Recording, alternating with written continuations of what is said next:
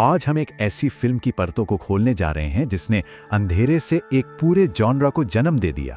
ये कहानी सिर्फ एक कातिल की नहीं, ये उस डर के बारे में है जो खामोशी में सांस लेता है। और यही एक लाइन इस पूरी कहानी का कह सकते हैं कि निचोड़ है। एक ऐसा डर जो शोर नहीं मचाता, बल्कि बस चुपके से आकर आपके ठीक पीछे खड़ा हो जाता है।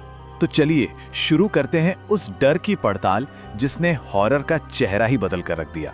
ये कहानी चीखों की नहीं है, बल्कि उस सन्नाटे की है जिसमें मौत की आहट सुनाई देती है। देखिए, 1978 में डायरेक्टर जॉन कारपेंटर ने सिर्फ एक फिल्म नहीं बनाई थी, उन्होंने सच में एक बुरे सपने को पर्दे पे जिंदा कर दिया था। ये एक फिल्म से कहीं ज्यादा थी। ये एक कल्चरल इवेंट बन गई जिसने हॉरर का मतलब ही हमेशा के लिए बदल दिया। तो अब मिलते हैं उस चेहरे से जो इस डर का सिंबल है, माइकल मायर्स।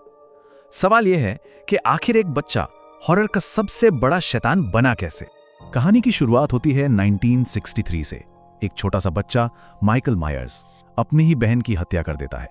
उसे एक मेंटल असाइलम में बंद कर दिया जाता है और फिर ठीक 15 साल बाद वो वहां से भाग निकलता है और लौटता है अपने ही शहर हेडनफील्ड। लेकिन अब जो माइकल लौटा था वो कोई मासूम बच्चा नहीं था। नहीं, वो एक परछाई बन चुका था। एक ऐसा खामोश शिकारी जिसकी मौजूदगी का एहसास भी तब होता था जब तक बहुत देर हो चुकी होती थी। और उसका चेहरा वो हमेशा एक सफेद, बिल्कुल इमोशनलेस नकाब के पीछे छिपा रहता था। कोई नहीं जानता था कि उस नकाब के पीछे आखिर है क्या, और यही चीज उसे और भी ज्यादा डरावना बना देती थी। और उसी शहर में एक आम सी लड़की थी, लॉरी स्ट्रोड। उसे इस बात का जरा भी अंदाजा नहीं था कि एक खामोश खतरा हर पल हर लम्हा उस पर नजर रखे हुए है। और फिर वो रात आ ही जाती है, हैलोवीन की खूनी रात। बस यहीं से फिल्म का असली आतंक शुरू होता है।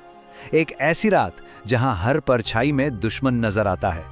तो एक तरफ थी लॉरी जो अपनी जान बचाने के लिए पूरी हिम्मत से लड़ी, और हाँ, इसी किरदार ने हॉरर फिल्मों में फाइनल गर्ल का कॉन्सेप्ट शुरू किया। मतलब वो अकेली लड़की जो कातिल से आखिर तक लड़ती है। और दूसरी तरफ माइकल, एक ऐसी ताकत जिसे कोई भी चोट रोक नहीं पा रही थी। वो बार बार गिरता था और बार बार उठ खड़ा होता था। फिल्म के आखिर में डॉक्टर लूमिस उसे गोली मारते हैं। माइकल नीचे गिर जाता है, लेकिन जब डॉक्टर उसे देखने जाते हैं तो वहां कोई नहीं होता। माइकल की बॉडी गायब हो चुकी थी। वो बस रात के अंधेरे में कहीं खो गया था। तो पर्दे पर तो माइकल ने खौफ फैलाया, लेकिन असल दुनिया में इस फिल्म ने बॉक्स ऑफिस पर तहलका मचा दिया। चलिए जरा इसके नंबर्स पर नजर डालते हैं।